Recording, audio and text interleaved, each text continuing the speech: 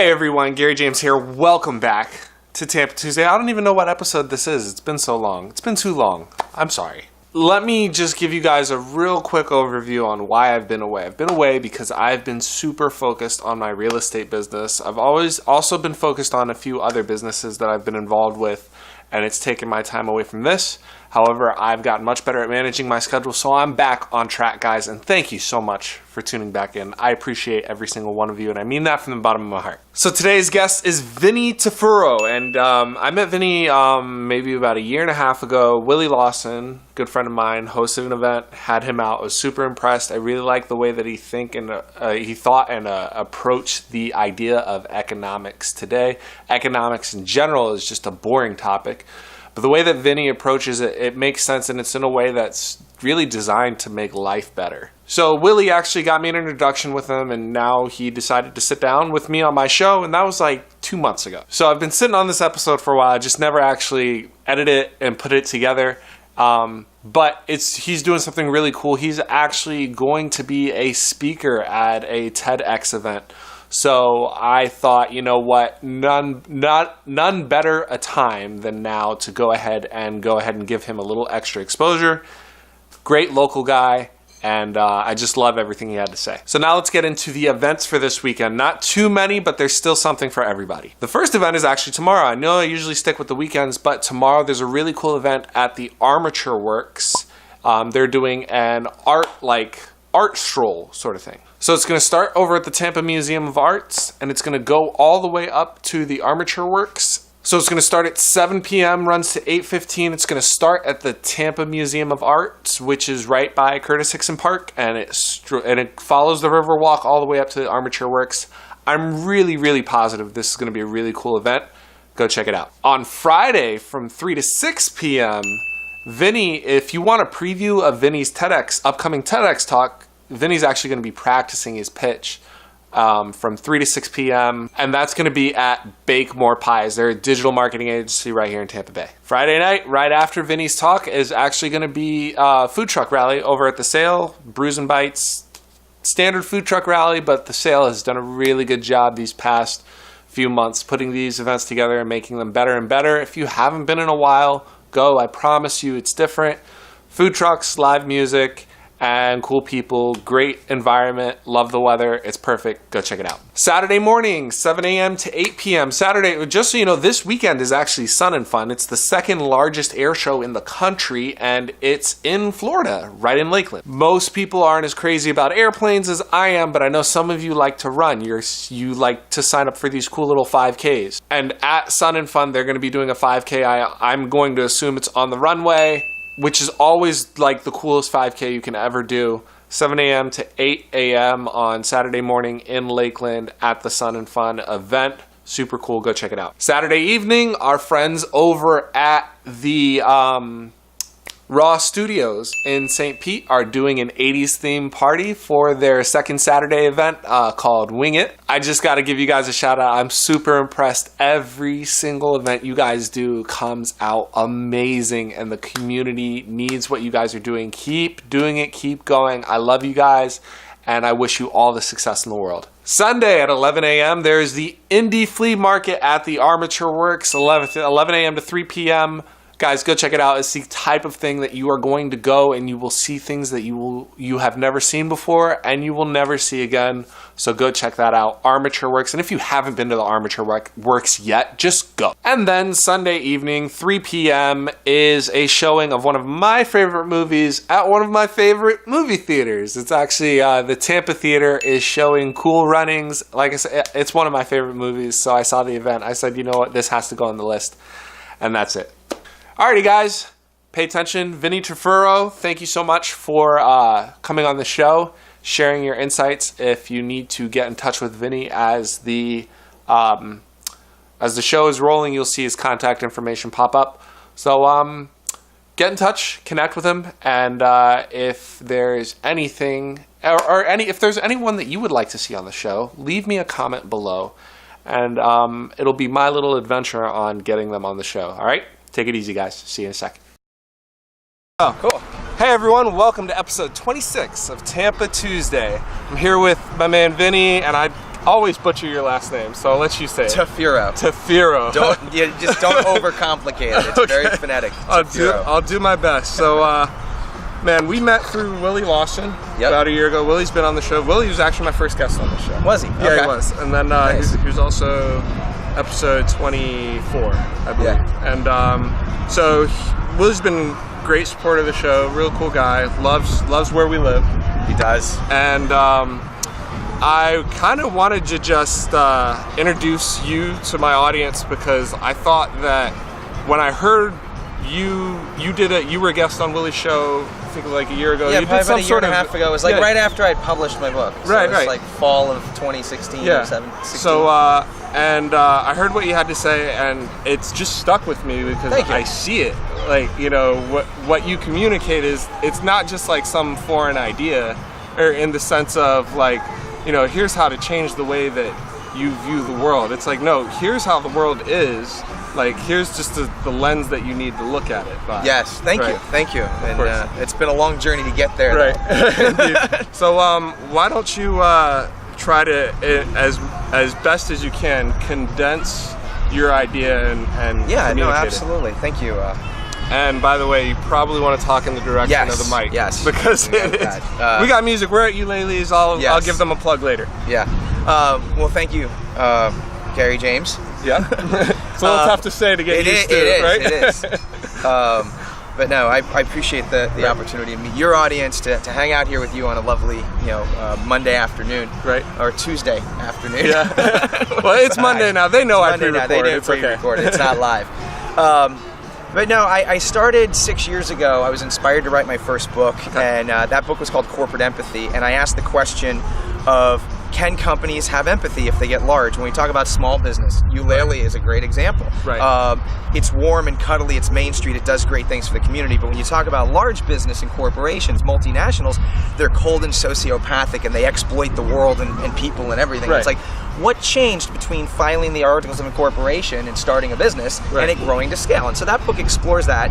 And then my follow-up was Unlocking the Labor Cage, and it's this idea of looking at how do we reframe the question about employment to actually include becoming educated as part of employment or as part of value creation in society. And so what I'm really talking about now for Tampa Bay is creating an economic think tank in Tampa Bay that's focused on the macroeconomic impact of social enterprise and social entrepreneurship. Wow. The idea that businesses can do good things and make money at the same time, we get that on a micro level. We're investing heavily in social enterprise. Right.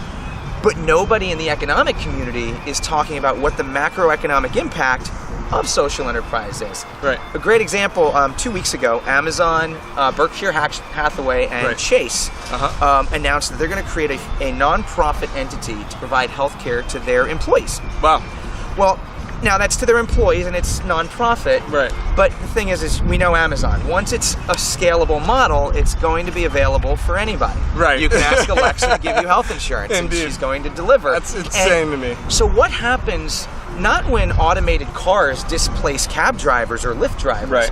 What happens when the insurance industry is no longer trying to outmaneuver you as a customer, but actually has the customer's best interest in heart? How many insurance agents? We need insurance agents typically because of the fact we need them to figure out which deal is going to rip us off the list. Right. But if the insurance industry becomes a non-profit industry, well, I don't need an insurance agent anymore because the insurance company has my best interest at heart as a customer. Like, so I face that challenge in growing my business because really the practical side of what you just explained is that's actually successful in the marketplace. Yes. That's incredibly successful in the marketplace. So I've been spending this last year trying to develop a model for real estate that the only way to get the result as an agent you want, which is I want to be a six-figure agent, I want to be a millionaire agent, whatever. The only way to do that is through care. And being involved in the community. That's actually kind of like, I didn't sit here and think about how do I care about my community, let me do Tampa Tuesday. Like, it was just like, well, I care about my community, therefore I want to do something that they're gonna find value in. Yes. Right. So, but that being said, this show has done $30,000 of business for me this year. Yeah. it translates. Completely on accident. Yeah. You know, well, so, but, I mean, obviously, I'm going to keep doing what works. Yes. You know? and you scrap what doesn't work, and right. or you retool it and figure out, you know, everything evolves. Right, exactly. So, you know, I can definitely see it's a lot easier for me, being the only person that has to worry about decision making, putting care into my business model. Yes. What are the challenges on a let's scale it back from a multinational. Yeah. Let's go to a large business that's based here. Let's say let's not name anybody. Yeah, well, let's say, yeah. Well, I would say I'm going to try. Let's see. What about someone like Bloom and Brands? What could they do? You know, it's a lot of the challenge. Like in Blooming Brands is probably a good example. I don't know the internal culture too much. Right. But Blooming Brands owns Outback Steakhouse, by the way. Those of you who don't know, and yes, they're based here. But what happens as companies grow? Right. The decision making gets further and further away from those who are impacted by the decision. Right. So you take, you know, a family-owned restaurant like the Columbia or Chichio's in South Tampa. Right. You know, good examples of really good restaurants that have a good product and a great culture within the employees, but they're still small enough where it's like, you know, the owners, you know, the management team, and the buck stops there, and they care about their team because they see how it turns over.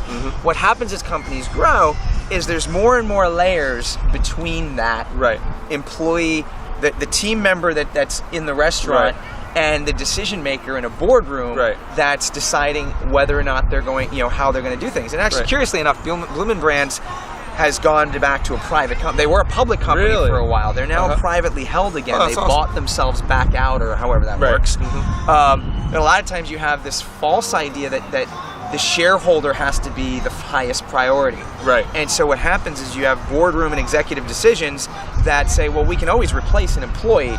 We have to maximize shareholder returns. And that's unfortunately false. There is no legal precedent or requirement for that on a whole. Corporate boards have a lot of leeway to do more than that. But what it is, it's been this culture. If you look at, you know, the Wall Street movie, Gordon Gekko, Greed is Good, you know, Milton Friedman, and everybody works on self-interest. And the thing is self-interest, yes, we work on self-interest, but self-interest is framed within my personal moral character and empathy. Right. So if I'm self-interested in nobody but myself, I'm called a sociopath. There's a clinical definition for that. However, the average person is empathetic for their immediate family, or their religious organization, or their neighborhood, or their community. There's always certain amount of people. There's always a certain group of people that you desperately want to see succeed. Yes. Right. And that's the thing, is companies can be empathetic not just to the shareholder, but also to the team members, because happy team members lead to more profits in the long run too. You know, it's that idea of culture. Right. So that's. I mean, we could just end on that. that's awesome, and it's perfect. So, well, thank you. Okay. There's two things that I kind of have as a follow-up. My opinion, I think the most detrimental aspect of how corporations are organized that prevents this is that upper level management and even mid and upper level management operate on that's an angry child. Yeah, that's the child that didn't have middle management. Didn't have a good fall right now, right? But I would say middle and upper management, they have such short-term focus. Yes. Like, you're talking about, you know, somebody that stays in one middle-level management position for 3 years is a long time. Yeah. So, other than, how would you, if you were in a corporation where you saw this short-term, mid-level, and upper-level management, how would you shift the focus to a long-term in a practical way? So this is a cultural thing again. It's, you know, there's a lot of people that will say, well, corporations are required by law to maximize profits. They're not. Right. They have to stay profitable to stay in business. Right. But this idea of short-term decision-making comes from a couple of places. One is compensation packages for CEOs are tied to quarterly performance instead of long-term performance, and that's why... Looks like we gotta cut it off. That's right. Okay, so my camera overheated, but Vinny was gracious enough to stick around and not walk off the set into his green room. But so just in case it does shut off, let's close this up. Real quick, how does a corporation begin to make a shift long-term in middle and upper level management? So if it's privately held, Right. internally, there's an organization like Conscious Capitalism, Right. Part of the Conscious Capitalism Florida chapter. We Okay. talk about how to start thinking long-term. Nice. Public companies, you'll see companies like Facebook, Google, Amazon, they actually went public in a way that the founders retain more control Nice. over the company, even though they release public shares. So Right. Mark Zuckerberg's shares of Facebook have more votes Right. than the common stock that's offered out. So shareholders can't gain a short-term focus. That's really Same cool. thing with Larry and Sergey with Google. Nice. It's called a dual-class stock option. That's so cool. there's ways companies are finding to navigate that and put more strength in leadership, Right. to make better decisions that way. You see CVS removing their tobacco items a few years back. That was huge. That was long-term thinking, not Right. short-term thinking. Agreed. They're going to be removing manipulated photography from their beauty products. Again, more long-term thinking. That's And that's the huge. thing is, its culture is far more powerful. Oh my gosh, yes. Than Learning the hack regulation. culture, that's huge. And that's the thing that's happening now is the culture behind corporations is changing as you have to cater to millennials and Right. boomers that are conscious and aware of the economy and Right. what its impacts are on their children and the environment. The companies are making these changes, Right. And that culture is shifting. And once it hits a certain point, and I think we're almost there. Right. That's going to be the normal way to do business. Right on. And crony capitalism and this short-term thinking. Right. That'll be. Why are you still doing it that way? Because that's not. Yeah, cool. exactly. Especially because we live in a time where things are transparent, whether you like it or not. How you live your life is transparent. Yes. How you like if you told a lie 20 years ago, like people know. Yeah, and social media has really been an equalizer. Right. 20 years ago, you could run a PR campaign or media campaign to Right. squelch a bad story about a brand or a company. Right. Think about the car that had the gas tank explosions. The Pinto. The Ford Pinto. Yeah. Whereas now, it's more expensive to take those risks. Right. It's less expensive to just be honest. Right. Indeed. We learn that as people as we grow older and get wiser. So just do Yeah. the right thing, pretty much. Yes. Absolutely. That's it. how we sum it up. Golden rule. Love Follow it. it in business. All right, my man. Well, thank you so much for being on the Thank show, you. Vinny. Thank you. Appreciate it. If people want to get in touch with you, what's the best way?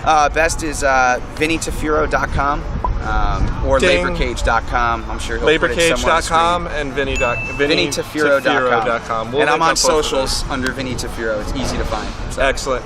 Alrighty, well, guys, connect with Vinny, and next week I have no idea who my guest is, but I'm sure I'll find one last minute to record on Monday, just like this. And as my good friend Willie Lawson always says, get out there, learn something, love somebody, and for goodness sakes, take care of yourself. We'll see you when we see you. Bye now.